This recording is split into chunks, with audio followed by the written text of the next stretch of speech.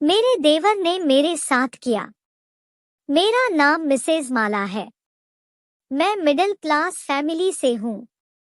मैं 25 साल की एक बेहद खूबसूरत पढ़ी लिखी हूँ। मैं एक बड़े ऑफिस में काम करती हूँ। मेरे संतरे दूसरों की तुलना में बड़े बड़े भी हैं और सुडौल भी है। मैं पढ़ने में बड़ी तेज थी और सेक्स में भी बड़ी तेज थी। मुझे सेक्स करना भी अच्छा लगता है और सेक्स की बातें भी करना अच्छा लगता है। मैं कॉलेज के दिनों में रोज ही अपनी सहेलियों से सेक्स की बातें, खुदाई की बातें खुल्लम खुल्ला करती थी। मेरी दोस्त भी सब की सब मेरी ही जैसी थी, एकदम बेशर्म, बेहिया और बेधड़क। मेरी गिनती बोल्ड लड़कियों में की जाती थी। मैं गंदी गंदी बातें खूब करती थी और गालियां भी खूब देती थी, मगर प्यार से। मेरी दोस्ती सबसे थी, लड़कियों से भी और लड़कों से भी। इसी बीच मैं लड़कों के नागराज पकड़ने लगी, उनके औजार को मुंह में लेने लगी। फिर एक ऐसा मौका आया जबकि मैंने नागराज अपनी ओखली में पेलवा लिया। मुझे पहले तो हिचक हुई, लेकिन फिर मजा आने लगा। सच्चाई यह है दोस्तों कि मैं अपनी शादी के पहले खूब खुदी हुई थी। मेरी शादी मयंक नाम के लड़के से हो गई। वह पटना का रहने वाला है और मैं भागलपुर की हूँ। लड़का बहुत पढ़ा लिखा था, अच्छी नौकरी थी, देखने में स्मार्ट और हैंडसम भी था, तो मैंने भी कोई आपत्ति नहीं की। मेरी शादी हो गई। मैं पटना अपनी ससुराल में आ गई। सुहागरात में मैंने इतने नखरे और अदा से खुदवाया कि उसे पता ही नहीं चला कि मैं पहले से ही खुदी हुई हूँ। वह तो यही समझता रहा कि वह एक कुंवारी चिड़िया मार रहा है, वही पहली बार मेरी सील तोड़ रहा है।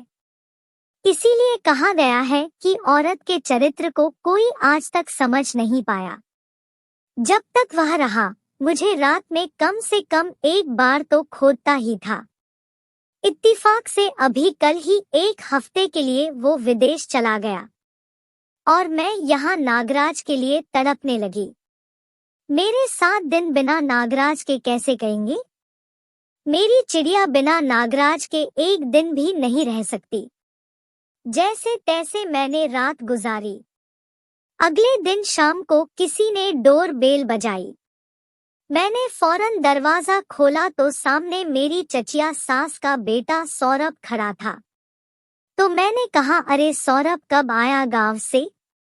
गांव में सब ठीक है ना? वह बोला, हाँ भाभी जी, सब ठीक है। उसने झुककर मेरे पैर छुए। तब तक एक लड़का और आ गया। सौरभ बोला, भाभी, ये मिंकू है, मेरा दोस्त। इसका भी कुछ काम पटना में है, तो मेरे साथ आ गया। मिंकू ने भी मेरे पैर छुए। मैंने दोनों को अंदर बड़े प्यार से बैठाया। मैं उस समय घाघरा और चोली में थी। चोली मतलब एक छोटा सा ब्लाउज जिसके अंदर से मेरे बड़े बड़े संतरे झांक रहे थे। मेरे लंबे लंबे बाल बिल्कुल पीछे थे। उन दोनों को मेरे संतरों का मजा पूरा का पूरा मिल रहा था। दोनों बड़ी उत्सुकता से मेरे संतरों पर नजरें गड़ाए हुए थे। सौरभ बोल पड़ा, भाभी, तुम पहले से ज्यादा खूबसूरत हो गई हो। बहुत अच्छी लग रही हो। बड़ी हसीन हो तुम।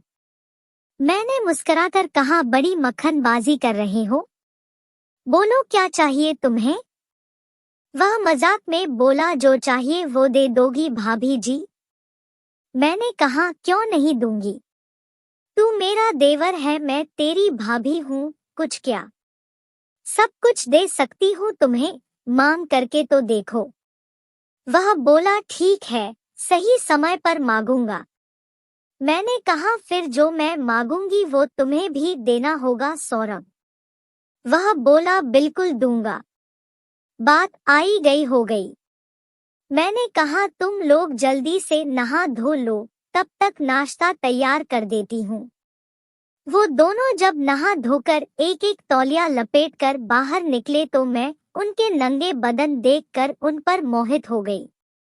मेरी ओखली में पानी आ गया। मेरा मन हुआ कि मैं अभी इन दोनों को तौलियां खींचकर नंगा कर दूं और इनके केले पकड़कर हिलाने लगूं। मुझे दोनों की चौड़ी चौड़ी छाती और बलिष्ठ भुजाएं बड़ी सेक्सी लग रही थी। खैर मैंने टेबल पर नाश्ता लगा दिया और फिर वो दोनों नाश्ता करके अपने काम से निकल गए। इधर मैं भी बाथरूम गई और फिर मैं भी अच्छी तरह नहा धोकर तैयार हो गई। थोड़ा मेकअप कर लिया तो चेहरे पर ग्रेस आ गया। मैंने एक नेकर पहन ली। मेरे घुटने मेरी जांघें एकदम खुली हुई थी। ऊपर मेरी छोटी सी चोली और कुछ भी नहीं। मेरा तो मन था कि मैं कुछ भी न पहनूं, बस नंगी दोनों के आगे बैठ जाऊं। लगभग शाम को 8 बजे वो दोनों वापस आ गए। उनके साथ में बहुत सारा सामान भी था। मैंने बड़े प्यार से उन्हें एक एक कप चाय पिला दी। दोनों ने थोड़ा आराम किया और फिर हम सब बैठकर बातें करने लगे। मैंने कहा, तुम लोग कितने गहरे दोस्त हो सौरभ? सौरभ बोला, बहुत गहरे दोस्त हैं हम लोग भाभी जी। हम लोग एक दूसरे से कुछ भी नहीं छिपाते। मैंने कहा, अच्छा तो क्या अपना अपना केला भी नहीं छिपाते एक दूसरे से? सौरभ थोड़ा शर्मा गया। मिंकू ने भी अपनी आंखें नीची कर ली। मैंने कहा, अच्छा बताने में क्या तुम लोगों को शर्म आ रही है? अरे मैं तुम्हारी भाभी हूँ। भाभी के सामने क्या शर्माना? मैं खुलकर बोल रही हूँ तो तुम लोग भी खुलकर बोलो। इतना शर्माओगे तो फिर मैं तुम लोगों के औजार कैसे पकड़ूंगी? मैं जानबूझकर उन्हें ललकार रही थी। आग लगा रही थी मैं उनके औजार में। मैंने कहा, अब सच सच बताओ कि तुमने कभी एक दूसरे का औजार पकड़ा है? सौरभ बोला, हाँ पकड़ा है भाभी। जब हम लोग कॉलेज में पढ़ते थे। हम लोग पटना में ही पढ़ते थे। लड़कियां भी पटाते थे और मौका मिलने पर उन्हें पेल भी लेते थे।